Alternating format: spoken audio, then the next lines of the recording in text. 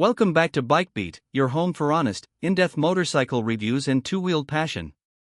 Today, we're diving into the 2025 Honda Rebel 500, the newest iteration of one of the most beloved middleweight cruisers on the market. Whether you're a beginner looking for your first bike or a seasoned rider seeking something light, stylish, and capable, the Rebel 500 continues to make a strong case for itself.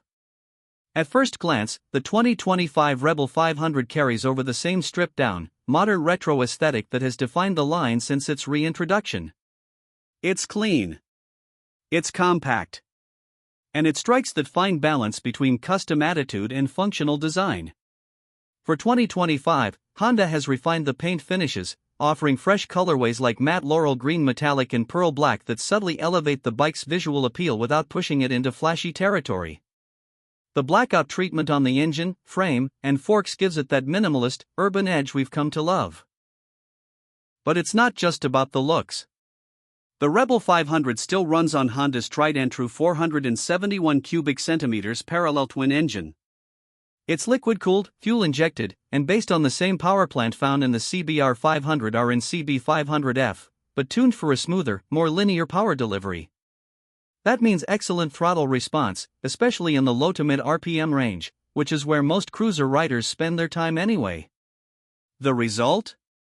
Around 45 horsepower and 31 pound-feet of torque, more than enough for city rides, weekend cruising, and even the occasional highway stint.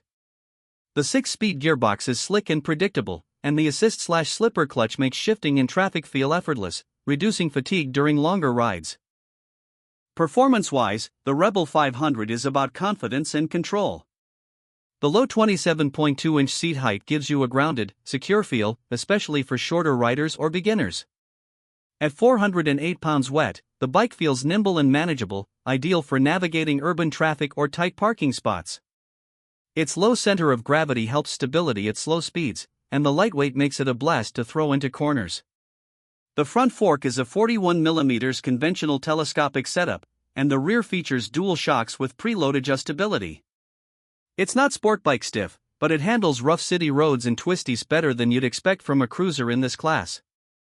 Honda didn't overhaul the tech for 2025, but they did refine the details. The full LED lighting system returns, giving the Rebel a clean, modern face and improved visibility. The LCD gauge cluster remains minimal, a single unit displaying speed, gear position, fuel level, and trip info. It's basic, but it works. There's no TFT screen or ride modes here, but that's part of the Rebel's charm. It's simple, accessible, and focused on the ride itself. One quiet improvement in the 2025 model is the seat padding and ergonomic feel. Honda's slightly tweaked the saddle material and foam density, offering better comfort for longer rides. It's still a minimalist seat, don't expect gold wing plushness, but it's a noticeable upgrade from past models. And for those thinking about customizing, the Rebel is one of the most mod-friendly bikes out there. From aftermarket exhausts and mini fairings to custom seats and lighting, the Rebel's popularity has created a vast ecosystem of accessories and mods.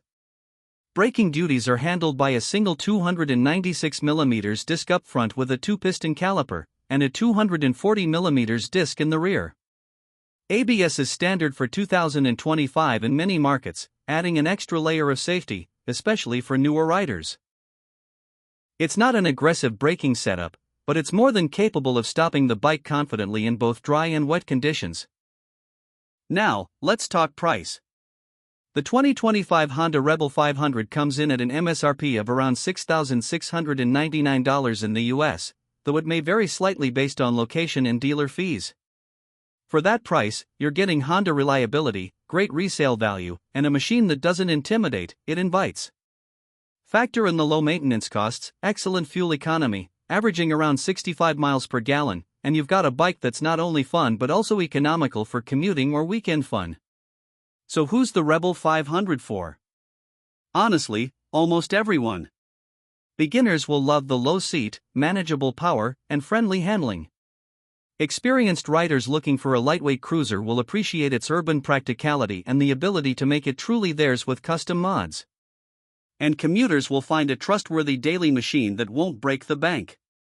Sure, it doesn't have the high-end electronics or punch of larger cruisers like the Indian Scout or the Yamaha Bolt R spec, but that's not the Rebel's mission.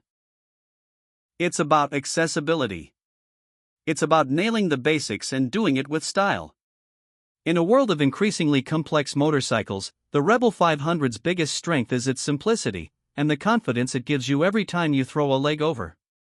In a crowded middleweight market, the 2025 Rebel 500 continues to punch above its weight. With its mix of classic design, modern touches, and that rock-solid Honda build quality, it remains one of the best entry-level cruisers out there.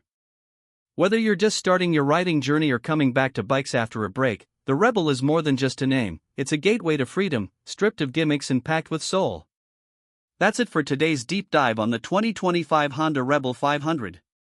If you enjoyed this review, give it a thumbs up, and hit subscribe so you don't miss future rides, reviews, and road tests here on BikeBeat. Let us know in the comments, would you take the Rebel 500 over other middleweight cruisers? And what would you customize first? Thanks for riding with us. Until next time, stay safe, ride smart, and keep the throttle twisted.